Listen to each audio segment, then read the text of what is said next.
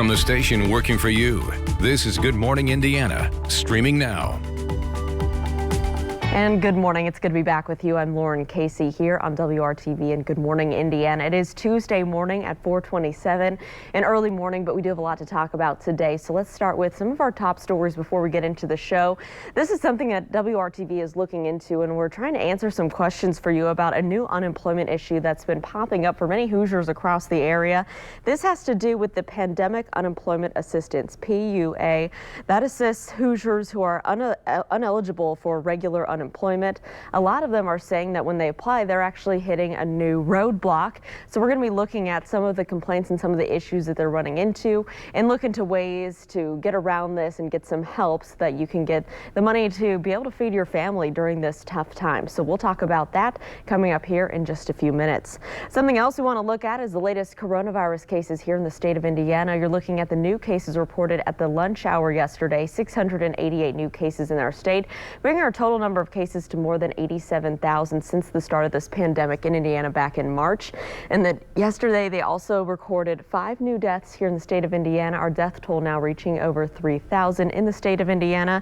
We can also tell you that they've tested more than 1 million Hoosiers so far. So pretty incredible effort there.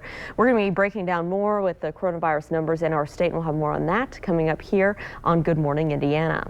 But for now, let's take a turn to our forecast. Todd, we had some cooler weather for August, but it's starting to really feel like August here in the Hoosier state, right? Yeah, you know, we warned you last week when we had those nice cool mornings. Don't get too used to this because summer was going to come back in a big time way. And yesterday, if you were outside in the afternoon hours, it was hot, it was kind of muggy, and that sun still really strong out there. And this morning you're waking to temperatures that are in the 70s all across the area. 72 in Logansport, 74 in Indy, as well as Bloomington. Muncie's at 76 degrees. Yesterday we had a few storms across parts of the area. Not this morning. Radar is completely quiet there in the center of your screen. Yesterday a high of 91. Today we're up to a high of 93, so it's going to be a degree or two warmer as the heat continues. Still pretty muggy out there as well. Mostly sunny skies. Yesterday we flared up a few isolated storms in the afternoon hours. Probably less of a chance here today. But if you're going to be out and about, drink plenty of water. You'll definitely need it here throughout the day today to stay hydrated because you will be working up a sweat without doing much of any work during the day today in the afternoon hours, at least with that high temperature. Lauren again in the low 90s. All right, Todd, thank you so much. We have something really important to talk about, and this is part of a Rebound Indiana story by our Amanda Starantino. Really important issue. A number of people miss their mammograms and their checkups due to the shutdown, due to the pandemic, and that's putting a number of Hoosiers at risk. We'll have more on that coming up in the 6 o'clock hour here of Good Morning Indiana. From the station working for you, this is Good Morning Indiana, streaming now. Now at 4:30, Hoosiers hitting a new roadblock when it comes to filing for unemployment benefits. Working for you, we're getting answers from the Department of Workforce Development to clear the confusion. The Republican National Convention is now underway. What President Trump had to say on night one and what's expected as this event continues tonight. And concerns about safety on the Monon Trail after a man was hit by a motorcycle. What the man's wife wants to see done to better protect pedestrians on the trails. But first here at 4:30, I want to thank you for joining our team on Good Morning Indiana. I'm Lauren Casey. Good to be back with you after a few days off.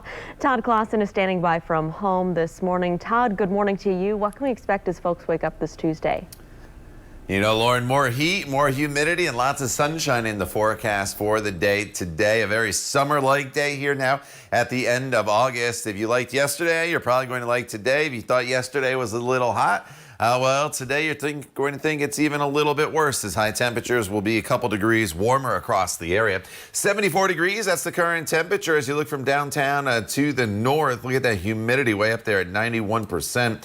It's always a little higher in the morning because the temperatures are a little bit cooler. But nonetheless, you'll notice that humidity once you get out and about. 74 in Bloomington right now. It's 73 in Lafayette. 76 is the current temperature in Muncie, and Terre Haute's at 73 degrees. A far cry from the 40s and 50s that we were dealing with around this time last week. We'll have to keep an eye on a couple of those storms up near the Chicago area. A few of those may try to sneak in here as we get down into the course of the morning hours, at least in northern locations. But for most of us, it's a sun-filled day, starting off at 74, 87 degrees by the time we get to the noon hour already. So it's a hot one for your lunch hour, and then we'll eventually top off right around 93 degrees with just maybe a few fair weather clouds building in later on this afternoon. So drink plenty of water. Try to limit your time outdoors if possible. Just a little bit here later on today. Lauren? All right, Todd, thank you so much. Let's take a look at traffic as you're heading out on the roads this morning. Here's a live look from our INDOT traffic camera at I-465 in Crawfordsville Road. This is over on the west side. You can see traffic here is moving along up to speed, both northbound and southbound on your interstate. No problems there to slow you down. So let's take another look. This is from our INDOT traffic camera at I-465 in Kentucky Avenue, where traffic here on the interstate looks to be moving along up to speed. Just keep in mind, we do have some road construction in this area. This is scheduled to last until Wednesday at 9 p.m. So this will impact you all day today. The on-ramp from Kentucky Avenue to eastbound I-465, that is closed for road construction. So that's normally part of your commute. You normally take Kentucky Avenue to get on the interstate. You could head all the way over to I-70 and use that as a detour. You could take Harding Street, that ramp there, as a detour. So a few options there if you're on the southwest side. Working for you now, WRTV is getting answers for Hoosiers who are running into a new roadblock when applying for unemployment. Many people collecting pandemic unemployment assistance say they're suddenly having an eligibility issue after filling out a voucher. PUA provides benefits to those who are not eligible for the regular unemployment. So WRTV reached out to the Department of Workforce Development. In a statement, officials say the department added a question on the PUA weekly unemployment insurance vouchers to help identity fraud, but the question has created some confusion. According to the statement, the department is reviewing the answers, and it will collect the issues where there appears to be that confusion. They say the issue is expected to be resolved by midweek. More than 87,000 Hoosiers have now tested positive for COVID-19 since the start of this pandemic. So here's a look at the latest numbers from the State Department of Health. 688 new cases have been confirmed, bringing the total number of cases to 87,592. 5 more deaths were also reported, and the death toll now stands at 3,008 here in the state. The state has also reached a milestone, testing more than 1 million Hoosiers so far. The Republican National Convention is getting underway 1 week after the Democrats hosted their big event. GOP leaders and party dignitaries are throwing their weight behind Trump ahead of what's shaping up to be a fierce re-election bid. ABC's Inez de la Catera is in Washington now with the latest. Overnight, the Republican Party uniting behind President Trump. This president has a record of strength and success. The former vice president has a record of weakness and failure.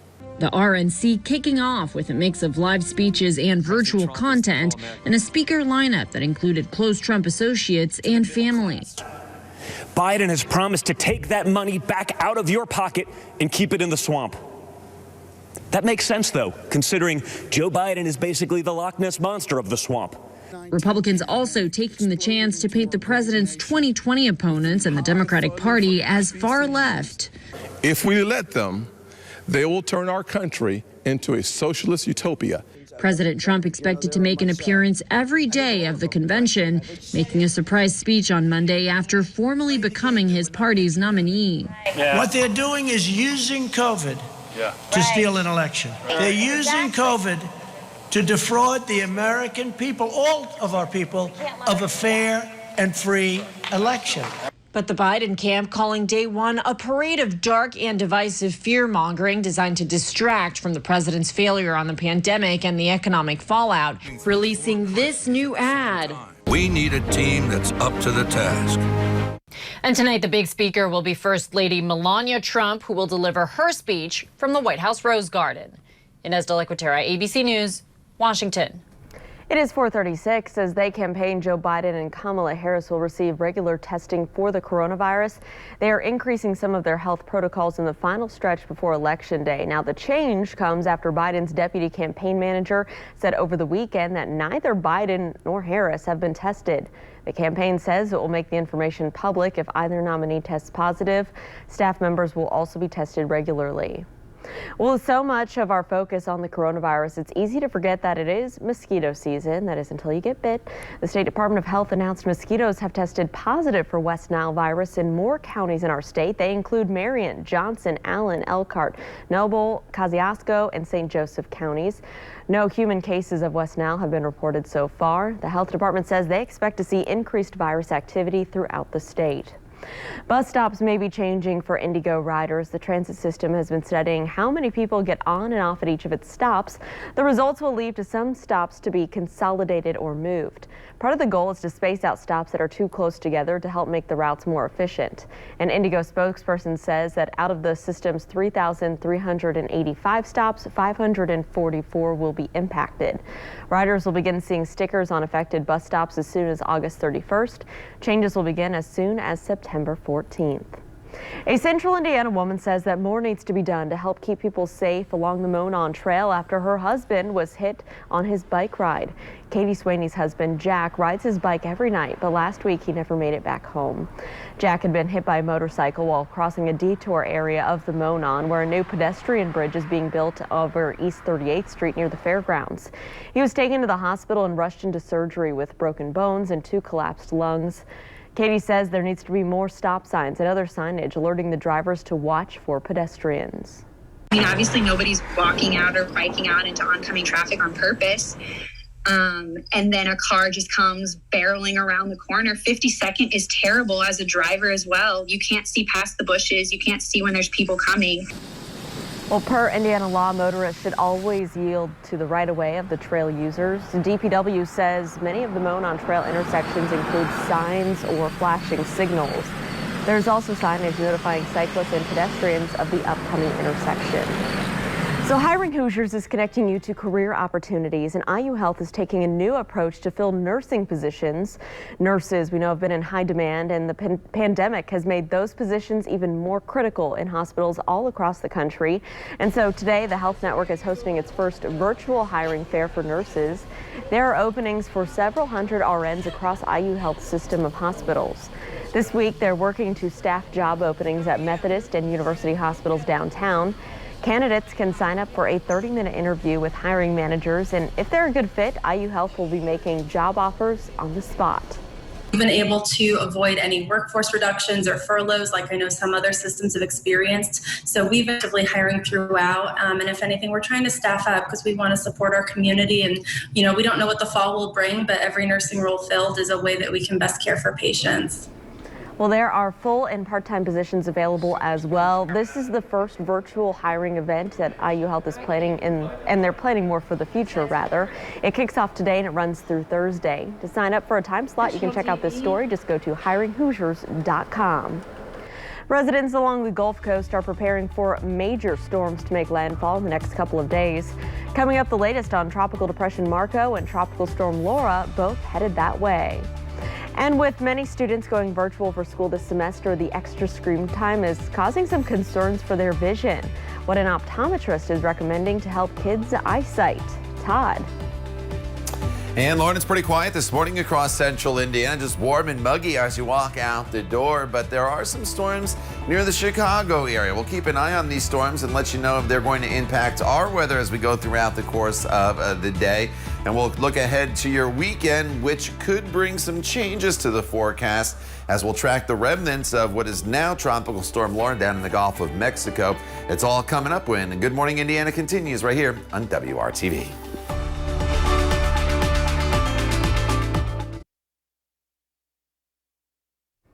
Welcome back. California fire officials say that the wildfires this year have already burned through an area roughly the size of Delaware. This is a look at the SCU Lightning Complex fire. This is near San Jose. The huge blaze continues to grow, and it's caused many people to evacuate. Right now, it's only 15% contained. Footage from the nearby CZU Lightning fire shows the damage left behind. Homes and cars were destroyed in the flames. Statewide, officials say that 1.4 million acres have been charred from this year's fires. And Tropical Storm Laura is gaining strength. It's expected to be at least a Category 2 hurricane when it makes landfall along the Texas-Louisiana coastline late tomorrow night. ABC's Kenneth Moten has the latest. This morning, bracing for the worst. This is going to be a very large, very powerful storm. Laura building speed and strength as it barrels toward the Gulf Coast. You're talking about winds, sustained winds, 100 miles an hour to 110 miles per hour. The storm visible from the International Space Station. On its current track, we can anticipate tropical storm winds all the way from Baton Rouge to Houston.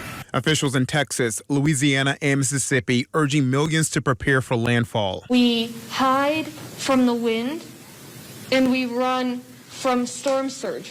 In Louisiana, walls of sandbags are growing ahead of the storm. Lines of boats, trailers, and cars lining up behind flood barriers. And as ABC's Rob Marciano tells us, New Orleans has added a new precaution. There's this wall, new since Katrina. It's just east of the city and protects it from any sort of storm surge. It is massive, 26 feet high and nearly 2 miles across.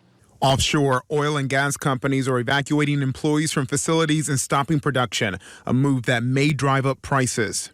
And in Texas, areas are under mandatory evacuation starting today. So we're looking at, a 4-foot tide. Just a 4-foot tide hits the seawall. Now that the threat of back-to-back hurricanes has dissipated, for many, the preparations feel run-of-the-mill. There's one thing here in Louisiana we know how to do. It's shop for a storm. But officials warn anyone in the storm's path to stay vigilant. This is not Harvey. This is not Imelda.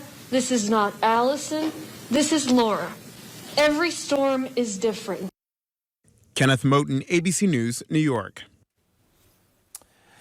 And we'll start you off this morning down in the Gulf of Mexico, and I'll show you the satellite radar picture of Laura. And eventually the storm system may impact our weather just a little bit as we get closer to the weekend. Now, obviously, we're not going to have a direct impact. It's more indirect with clouds and the potential for some showers. But nonetheless, you could see the center of that storm just now off the western tip of Cuba there. It's a little far away, so it's not picking up a ton of the rain there from the radar sites in the United States. You can see some of those showers making their way through Cuba, but you can see the cloud cover, and I can show you the track of this storm system. Expected to strengthen to a Category 1 storm later on this afternoon in the Gulf of Mexico, and then it's going to make the turn up here and make landfall. Most likely, it looks like it's a Category 2 storm as we work our way into Tuesday night, kind of right along the Louisiana-Texas border there. And then eventually it's going to make a pretty sharp right-hand turn. You see the center of the storm makes its way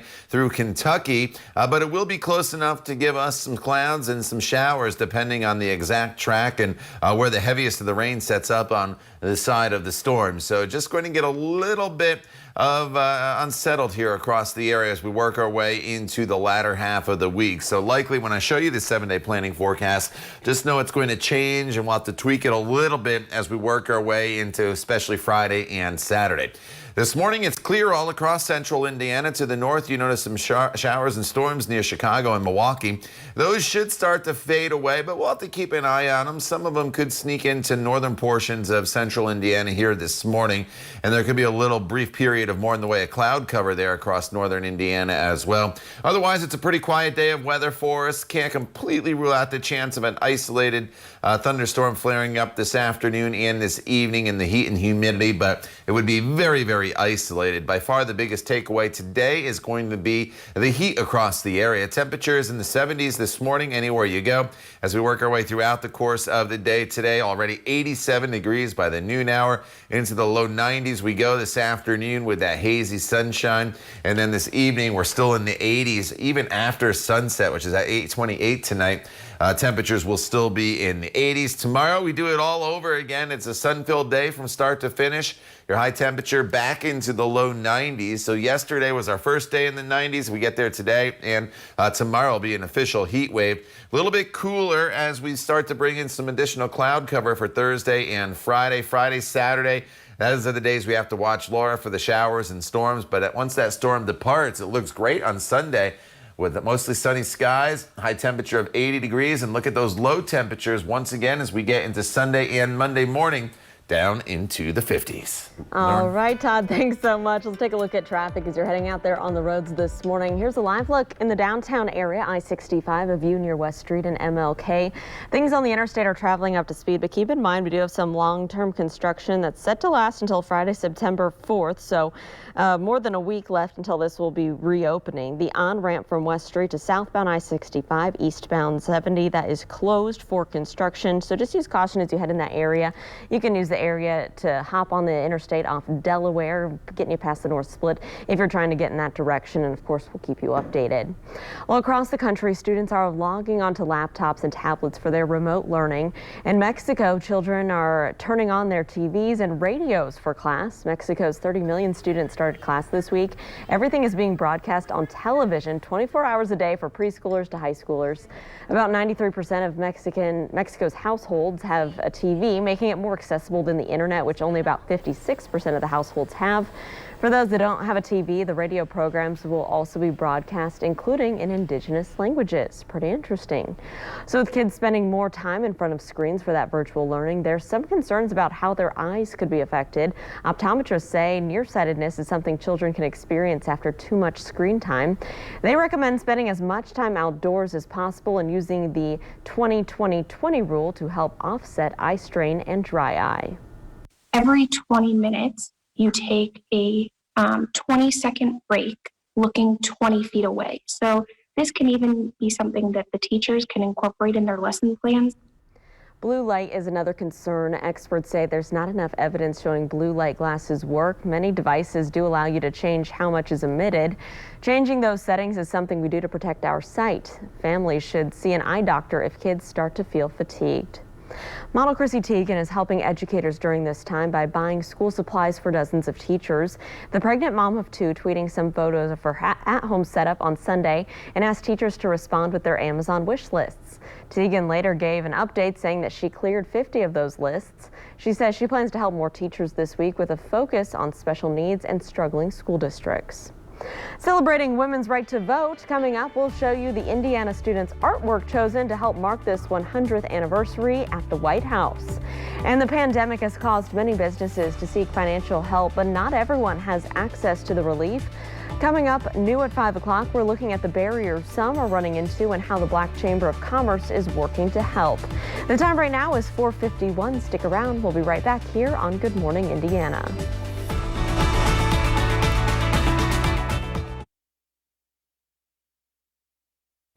Welcome back. A young Indiana student is representing the state with her art at the White House. It's part of First Lady Melania Trump's art exhibit marking the 100th anniversary of women gaining the right to vote. Students from all 50 states and the District of Columbia are represented here. Carolyn Bone, an 8th grade student at St. Jude Catholic School here in Indianapolis, was chosen for the Hoosier State with her artwork called The Long March to Be Heard. The size variation was to kind of symbolize how they're like rising, into power. And I put the flag in the background because it's obviously took place in America, and put the flag. And then, feminism and the suffrage is all about not women being better than men, but about being equal to men. So that's why I included the equal sign between the different symbols for the genders. Well, the exhibit is called Building the Movement. America's Youth Celebrate 100 Years of Women's Suffrage. You can see all the students' artwork in an online gallery, and congratulations to her. Thanks for representing the Hoosier State.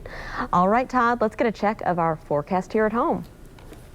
And Lauren, it's all about the heat today and tomorrow, as we'll have temperatures back up into the 90s both days. Both days also feature lots of sunshine. And then once we get to Thursday, storms return on a scattered basis, 88. Fridays today, we'll have to watch Tropical Storm Laura, which it is right now, expected to become Hurricane Laura, as it could bring us some clouds and some showers to the area. So Fridays is the day that forecast is the day I think that potentially has the biggest change component to it. And then as we get into the weekend, any storms should move out Saturday, 83. Sunday looks absolutely terrific at 80 degrees with sunshine. And then a few spotty storms sneak back into the forecast on Monday. But you notice the temperatures much cooler for both highs and lows. Low temperatures back into the 50s both Sunday and Monday morning. The time now is 4:57. Stay with us. Raphael joins Lauren and I at the top of the hour right here on WRTV. We'll see you in just a few minutes.